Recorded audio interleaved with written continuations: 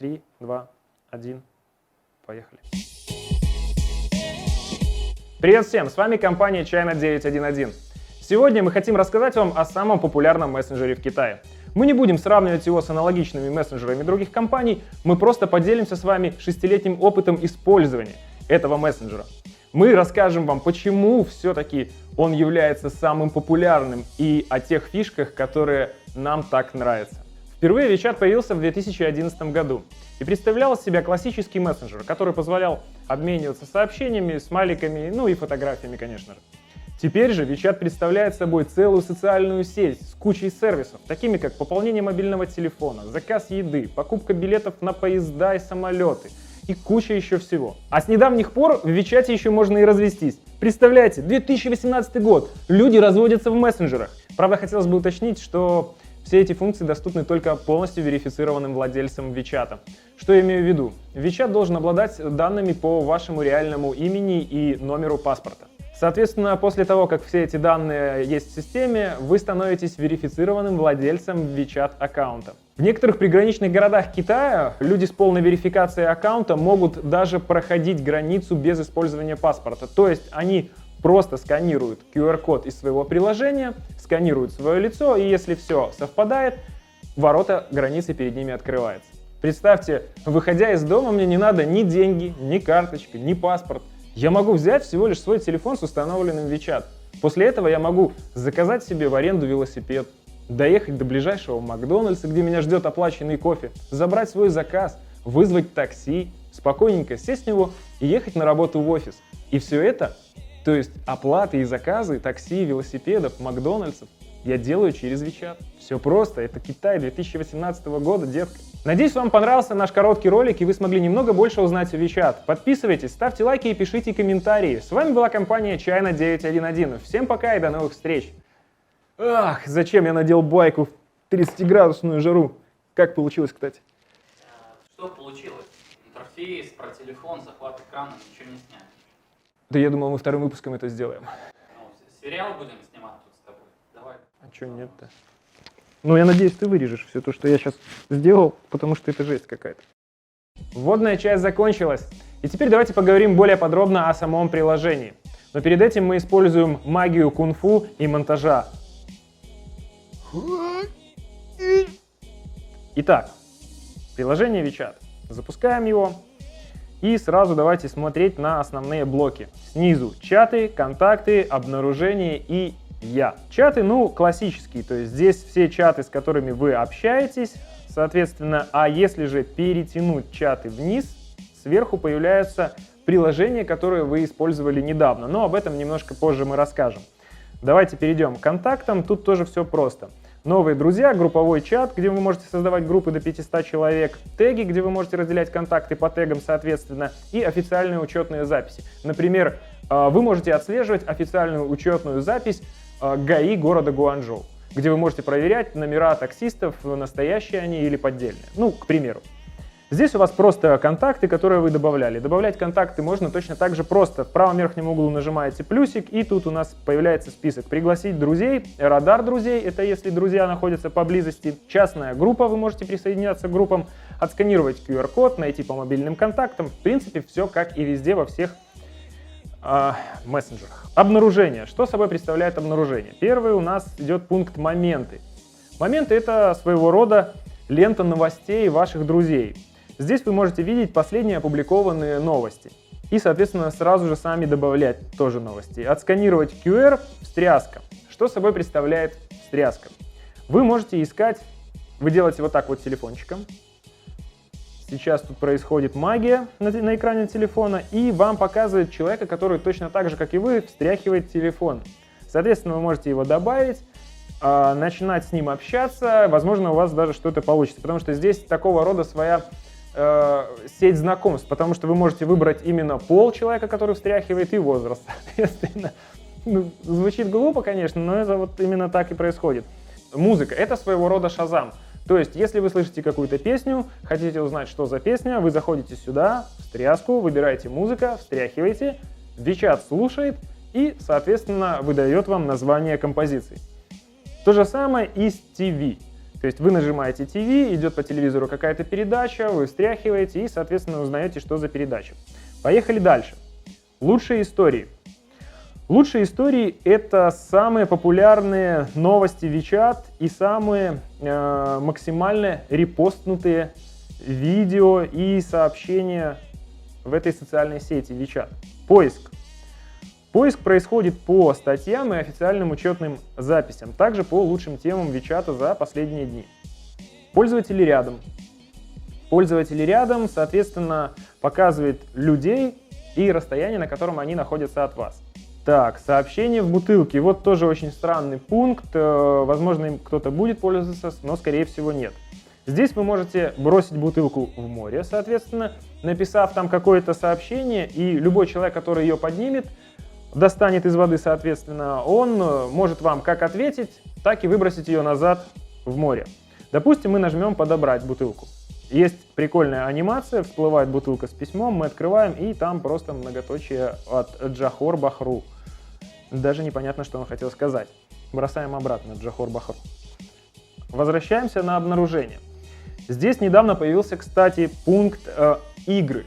Его раньше здесь не было, это с последним обновлением было добавлено. Вы заходите и видите игры, которые вы можете играть в WeChat, не устанавливая при этом игры из каких-либо приложений, то есть App Store или Google Play Market. Вы просто видите понравившуюся вам игру, нажимаете, вот я здесь какого-то кролика вижу, даже не буду смотреть, нажимаю «Играть». Ага, он мне предлагает открыть это в другом приложении, не то. Ага, вот тут вот какое-то приложение, я даже не знаю, что за оно, вот вы видите, просит доступ через разрешение WeChat. Запускаем его. Сейчас загрузка идет. Pineapple Types, какие-то танцующие бананы. Итак, тут, скорее всего, надо будет наиграть мелодию и... Да, этот своего рода Guitar Hero, только на телефоне. Вот. Таким вот образом, видите, я играю в WeChat, не устанавливая при этом никакую стороннюю игру на свой телефон. Исключительно через WeChat. Здесь вы можете также сразу же соревноваться с друзьями, публикуя все это в свои моменты и вызывая их на дуэль. Давайте закроем. Так. Игры и мини-программы. Ну, под мини-программами мы понимаем, что это вот аренда велосипедов, например. Вы можете брать в прокат велосипеды, кататься на них, соответственно, деньги будут сниматься с вашего кошелька WeChat, о котором мы поговорим тоже позже. Это приложение Макдональдс, где вы можете заказывать еду. Это приложение общественного транспорта, где у вас есть ваш личный проездной. Вот я вам сейчас покажу. Таким вот образом все это выглядит. У вас есть QR-код. Когда вы заходите в автобус, вы, соответственно, его сканируете. Тут же сверху появляется маршрут вашего автобуса, остановка, на которой вы зашли, и, соответственно, стоимость проезда. Здесь есть игры, некоторые из них очень популярные, некоторые менее популярные. Вот, допустим, попрыгушка, которая просто завоевала WeChat, и абсолютно все китайцы одно время прыгали, не переставая. То есть вы могли идти по улице, ехать в автобусе и везде слышали звук вот этой вот прыгалки, игры. Это очень занимательно и прям вот затягивает. Закрываем. Он определяет вашу геолокацию и предлагает вам мини-программы, которые могут понадобиться конкретно в вашем районе. Заходим и здесь мы видим вашу фотографию и ваш, собственно говоря, профиль. В вашем профиле есть имя, WeChat ID, QR-код. QR-код выглядит вот таким вот образом, и он вам в дальнейшем при посещении Китая очень сильно понадобится, когда вы будете добавлять кого-то в друзья. Вы можете просто показать свой QR-код, человек его отсканирует и добавит вас в друзья. Так, здесь у нас есть кошелек, и вот тут хотелось бы поговорить подробнее. Кошелек в WeChat появляется только после того, когда какой-то из ваших друзей отправил вам небольшую сумму денег. И во время того, как вы будете ее принимать, вас сразу же попросят привязать карту платежную к системе WeChat. Когда-то давным-давно, как только появилась эта функция в WeChat, привязывать можно было абсолютно любые карты. То есть вы могли привязать карту, выпущенную в России, в Беларуси, в Украине, дебетовую, соответственно. Но пополнять кошелек вы не могли. Вы просто могли пользоваться этой функцией. То есть вы могли принимать деньги на свой аккаунт и платить этими деньгами со своего аккаунта. Пополнять ваш личный аккаунт с карточки было нельзя. Позже WeChat убрал функцию привязки карт, выпущенных не в Китае. И была возможность только привязывать карты, которые были выпущены на территории Китая, китайскими банками. Но вот буквально месяц назад он опять возобновил привязку карт, выпущенных в странах СНГ. Но там есть свои нюансы, и нам приходится очень часто их решать и отвечать на вопросы пользователей, которые нам пишут на почту. Но с недавних пор WeChat возобновил привязку карт, выпущенных не в Китае. Однако с этим появилась куча проблем. Что я имею в виду? Привязав карту в WeChat, вы не проходите полную верификацию, то есть данных по вашему паспорту и реальному имени в системе WeChat нету. Когда же вы привязываете карту китайского банка, то банковская система автоматически передает все ваши данные в WeChat Pay, где он подвязывает ваш паспорт и реальное имя и фамилию. И, соответственно, вы можете пользоваться WeChat, именно кошельком WeChat на полную. То есть там ограничение 200 тысяч юаней в год. У неверифицированных пользователей ограничение 1000 юаней. И сложность состоит в том, что порой люди просят закинуть к ним на кошелек сумму размером, допустим, 5000 юаней. Это эквивалент 50 тысяч рублей. После чего они оплачивают китайским поставщикам, либо еще кому-либо 1000 юаней, и у них наступает блок. Им блокируют кошелек, и они не могут больше расплачиваться. И деньги вывести они тоже не могут на российскую карту. Соответственно, они попадают в такую ловушку, где у них зависли деньги, а вывести они не знают как. И вот здесь есть только два варианта. Полностью удалять российскую карту и привязывать китайскую и выводить уже деньги на нее. Либо писать в саппорт-службу WeChat и просить их разблокировать вам аккаунт, но все это они вам сделают только с предоставлением фотографий ваших паспортных данных. То есть это целая такая вот волокита из вопросов, ответов, переписок. Поэтому прежде чем привязать российскую карту, выпущенную не в Китае, вы, конечно, подумаете, стоит ли это того. Ну что, давайте тогда поговорим о деньгах, в принципе. О WeChat Pay, соответственно. Здесь есть три основных таких пункта на сером фоне. Это деньги, баланс и карты. Баланс, соответственно, показывает баланс. Карты — это те карты, которые у вас привязаны к WeChat кошельку. И деньги — это ваш QR-код, по которому вы сможете расплачиваться в магазине, абсолютно везде. В Китае это происходит везде. В любом магазине есть сканер, который сканирует QR-код из WeChat. Соответственно, с вашего баланса будет списана определенная сумма. Здесь ниже под QR-кодом есть пункты «Получить деньги». Когда вы выбираете его, появляется совершенно другой QR-код, не на зеленом фоне, на желтом фоне.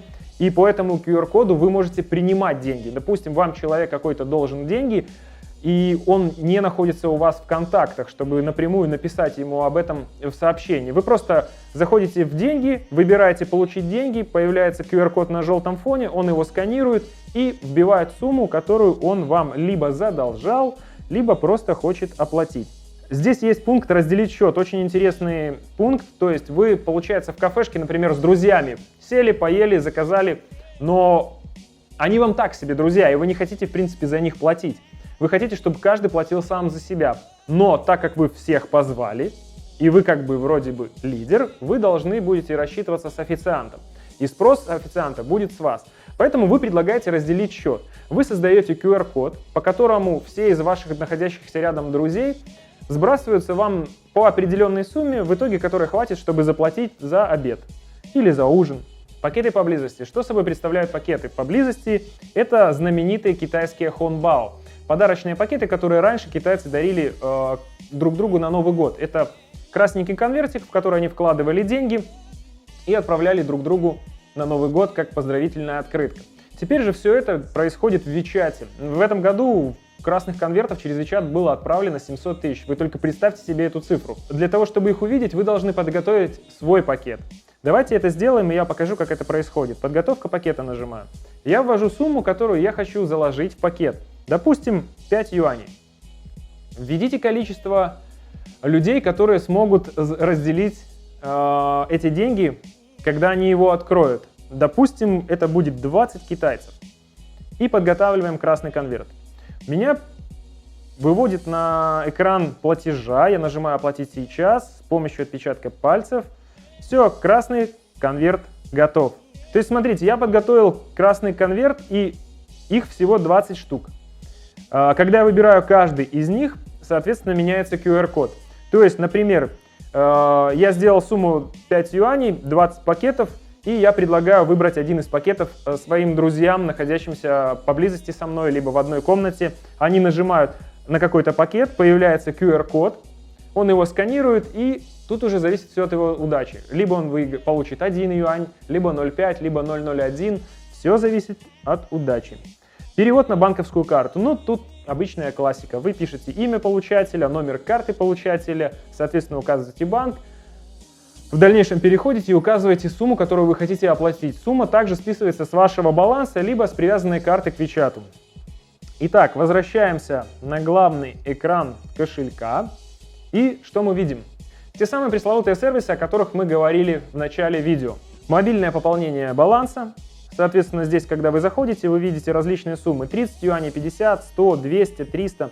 Вы выбираете сумму, выбираете номер телефона, на который вы хотите закинуть эти деньги, соответственно. Вы можете самостоятельно вписать номер, либо выбрать номер из имеющихся уже контактов.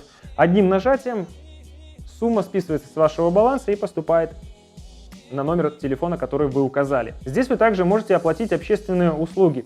Что я имею в виду? Это коммунальные услуги, электричество, газ, вода. То есть все это можно оплатить также через Вичат. Заказать скорую, оплатить услуги медицинского обслуживания. Все это можно сделать через Вичат.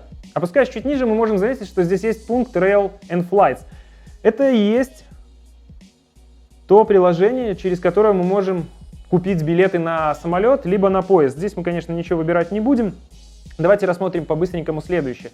Ride High Link – это китайский Uber, так называемый. Мы его называем просто Didi. Заходим в этот пункт, он, соответственно, показывает, определяет вашу геопозицию, предлагает вам машины, а у меня, кстати, вот здесь он говорит, что у меня есть неоплаченная поездка последняя. Давайте зайдем, я как раз-таки оплачу. 32 юаня 99 центов. Давайте-ка я оплачу.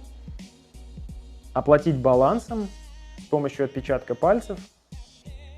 И успешный платеж. И поставим 5 звезд. Я помню, был хороший водитель. Давайте-ка закроем. Ну и здесь у нас ниже есть пункты. Заказать билеты в кино. Movie Tickets. Заказ отеля. Bike Share. Это компании, которые байкшеринговые. В Китае их просто огромное количество. У нас есть видеоролик на канале. Вы можете посмотреть, как ими пользоваться. Я сейчас не буду этому уделять время. И последний пункт – это продажа и покупка бэушных вещей. В правом верхнем углу в приложении кошелька вы можете видеть таких 4 квадратика. Нажав на них, вы попадаете в дополнительные настройки, связанные с WeChat Pay. Но самый главный, основной пункт здесь – это история ваших покупок. Нажав на него, вы можете полностью отслеживать все ваши расходы. Кому, когда, сколько вы переводили, в каких конкретно магазинах вы оставляли деньги и за что. Это очень удобно и позволяет полностью мониторить все ваши финансовые расходы. Вот это все функции кошелька. Дальше у нас идет пункт «Избранное». Здесь у нас хранятся ваши избранные сообщения. Мои записи – это ваша личная страница, где вы публикуете свои новости. Карты и предложения. В этом пункте у нас находятся все скидочные карты, проездные карты. В моих элементах находятся билеты, которые вы покупаете на поезда, на самолеты, фитнес-залы. И карты от друзей. Это то, что присылают вам друзья ваши. То есть ваши друзья сходили в Starbucks, им дали скидочную карту на посещение следующее или на покупку следующей кружки кофе, и они спокойно вам отправляют этот скидочный талон в Вичате.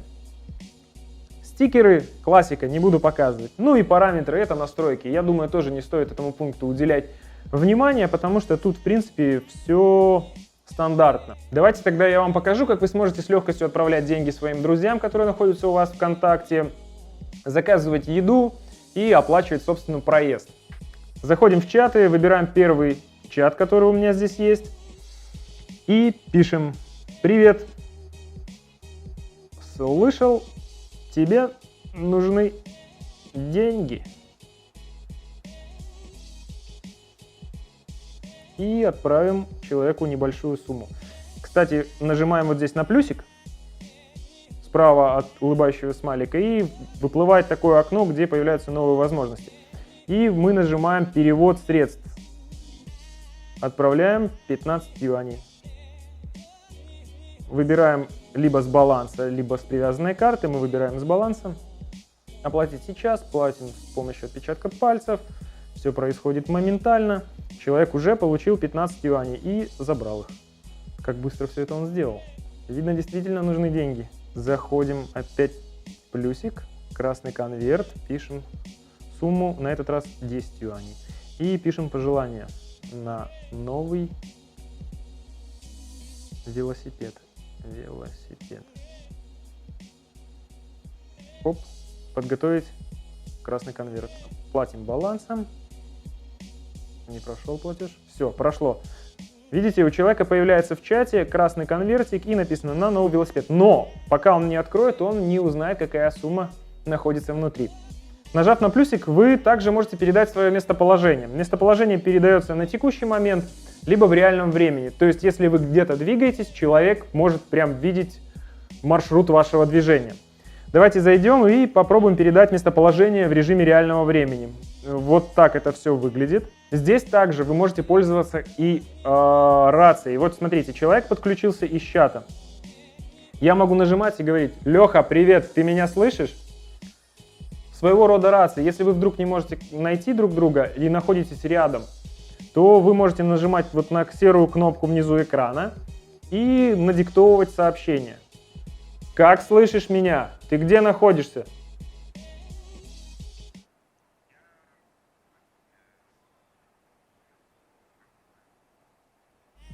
Вы видите, человек отвечает. Таким образом, вы можете договориться и встретиться, не пропустив друг друга на своем пути.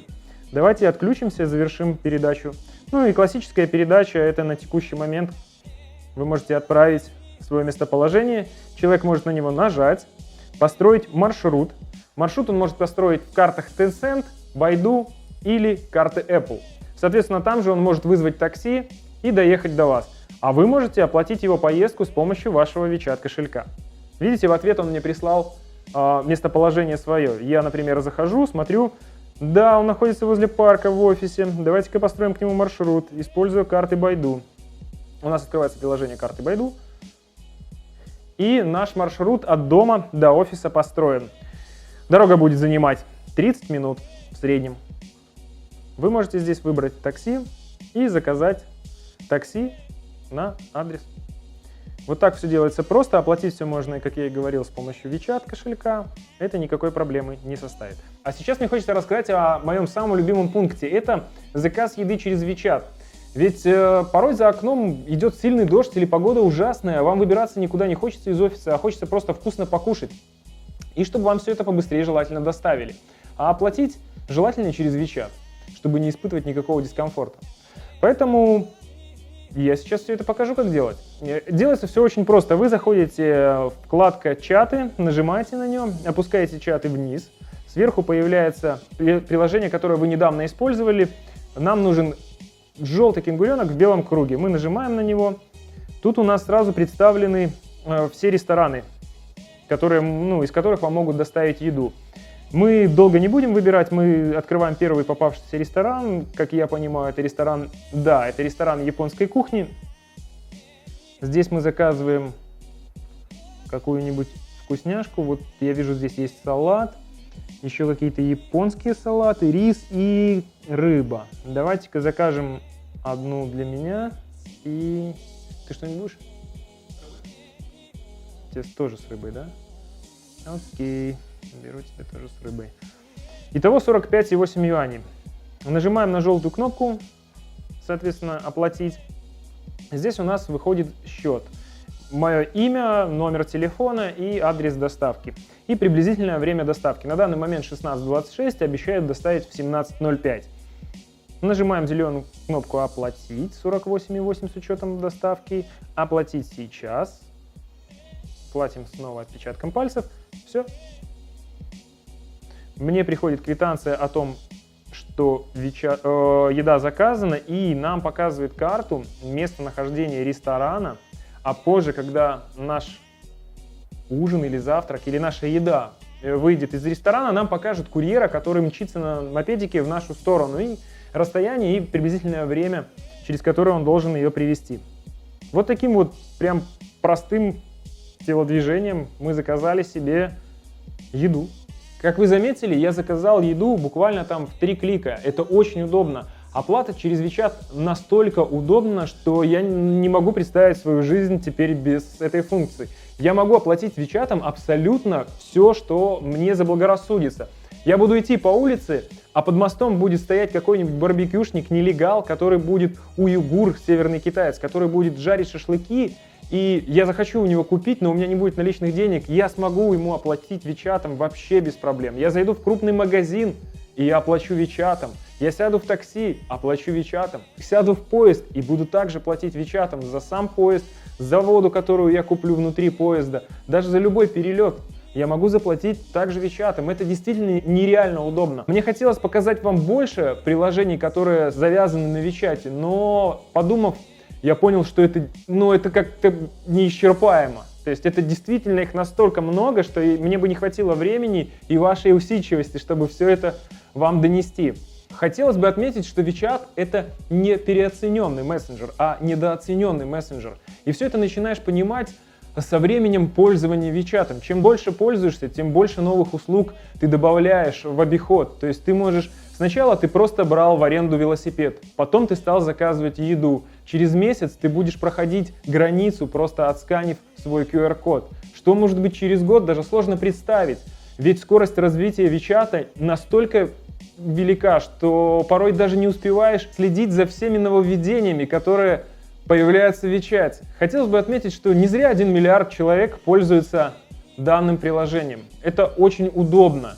Это, вам не передать, насколько комфортно. Я, например, не пользуюсь деньгами наличными уже последние полгода, это точно. Я всегда ношу с собой заряженный телефон и приложение WeChat. Поэтому, если вы каким-то образом взаимодействуете с Китаем, либо вы хотите прилететь в Китай по бизнес-вопросам, либо туристическим, обязательно ставьте это приложение. Оно вам действительно очень сильно поможет. И я забыл. Сообщение, которое вы отправляете в WeChat, переводится на установленный язык всего лишь одним нажатием. То есть, если какой-то ваш китайский коллега напишет вам в WeChat, что «я не знаю, возможно, у меня не получится, я буду там завтра или послезавтра в такое-то время», и он отправит это все вам иероглифами, и вы будете думать, что с ним делать-то, куда его копировать, вставлять в Google Translate? Нет, ничего не надо делать. Просто нажимаете на это сообщение в WeChat и нажимаете «Перевести». И все, и у вас русский текст, и вы понимаете, что он конкретно хотел вам сказать. Вы знаете что? Есть же последние новости, которые говорят о том, что WeChat собирается прийти в Россию. И, возможно, это связано с тем, что огромное количество китайских туристов, готовых оставлять деньги, начали посещать Россию во время чемпионата мира по футболу, да и после. И именно поэтому продавцы, а еще и некоторые сервисы стали привязывать банковские карты непосредственно российских банков, и теперь там можно переводить юани, они к вам будут поступать на счет. В общем, там все действительно очень сложно, но процесс интегрирования WeChat на российскую сторону уже запущен. Так что, наверное, для тех, кто любит идти с прогрессом в ногу, я советовал бы поставить в это приложение и уже сейчас начать в нем разбираться, потому что завтра уже может быть поздно. С вами была компания China 911. Всем пока и до новых встреч! А вот, кстати, еду привезли. Рыба и моя рыба.